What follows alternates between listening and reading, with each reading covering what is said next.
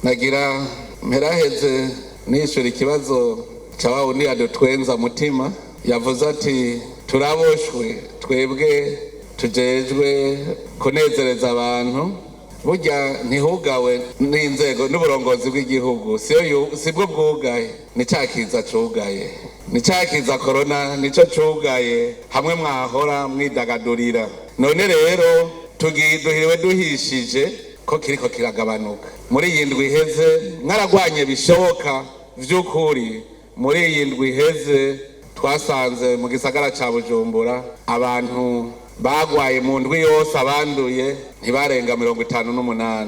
Murumva yuko rero hariho umwizero mutima rero navyumve neza yuko mwoguma mufise uwo murego wo kurwanya covid nta kabuza yuko nayo izobabohora mugaca mwidagadura. Ubu gisagara ca Bujumbura batangura kubisuzuma baraba ingene bodegurura gatoyi kubera mwagize discipline.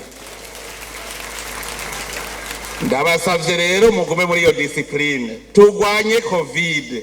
Erega nta kigoye kirimo, twese tugize urunani umwe wese akavuga ati je sinandura kandi sinanduza, biba bikwiye. Rero ni mureme ntitwokwama turi imfungwa ngo tureke kwidagadura. Imana mu Burundi baraduteye iteka ico kiza nticigere kiduhagarika ibikorwa. None rero tubandanye tugwana kandi bigende neza.